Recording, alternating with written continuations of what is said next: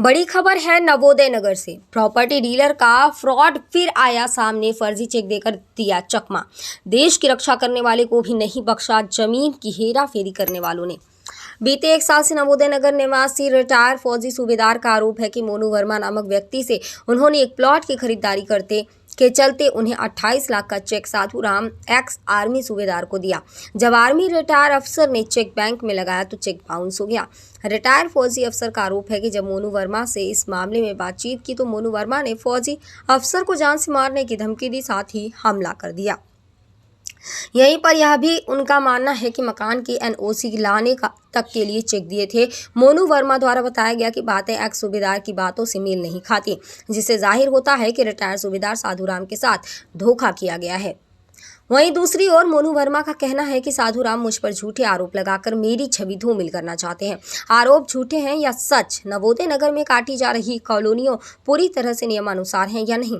कौन सही है कौन गलत, यह सब जांच में स्पष्ट होगा। यदि जांच निष्पक्ष की जाए।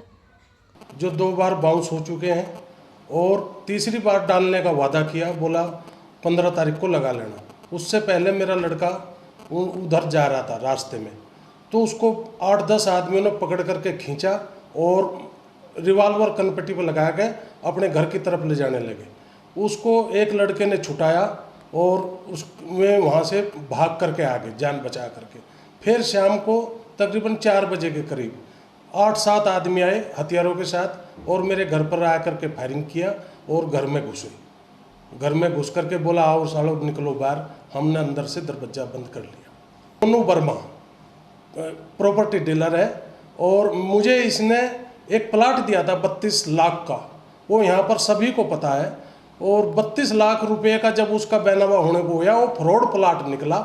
उसके बाद यहाँ पर गुड्डू चौधरी के यहाँ पंचायत लगी, फैसला हुआ। उस फैसले में फिर इसने मना किया।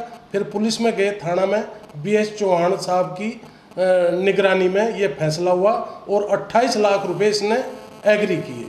28 लाख रुपए के 2 चेक 14-14 लाख रुपए के जो ये हैं, ये इन्होंने मुझे दिए पुलिस के द्वारा और बोला इनको लगा लेना। जब ये लगाए तो ये बाउंस हो गए 2 बार और बोलता है कि पैसे तुम्हें पैसे दूंगा, बार बार धमकाता है और हथियार भी दिखाता है।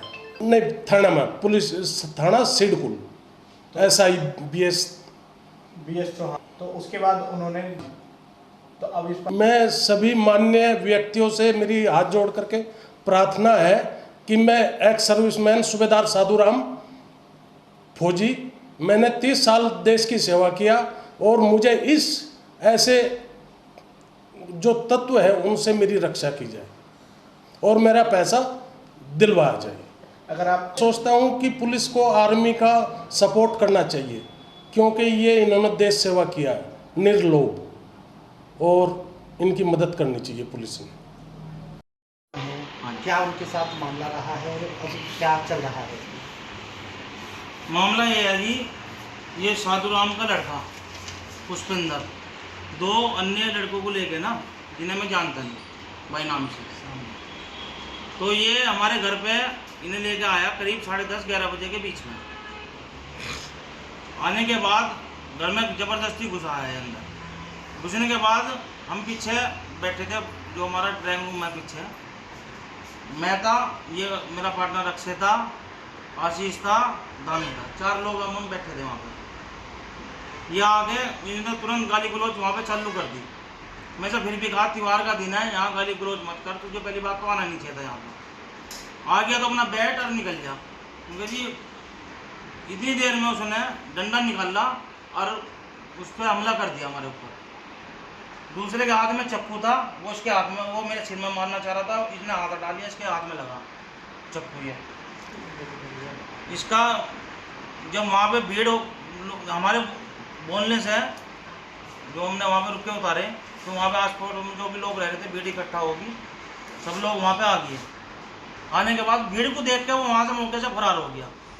और ये का क्या मामला है? आपका चेक का भी कुछ मामला है? चेक का आरोप लगा रहे हैं कि हमने पैसे दिए, क्या है ये? वो भी बताता हूँ सर। इसका हमारा किसी प्रकार का कोई लेन देन नहीं है। ये मेरे पास यहाँ पे ऑफिस पे हमारे 25,000 महीने की नौकरी करता था।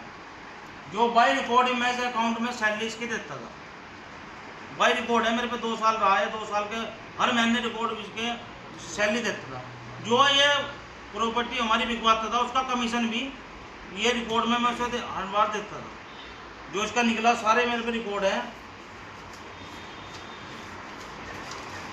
जैसे ये 4 लाख रुपए की एंट्री है साधुराम की, ऐसे ये सारे पूरे 2 साल का रिकॉर्ड है। जितना भी इसका जो कमीशन बना जो भी था सभी से मैंने टोटल इसका पे कर रखा है।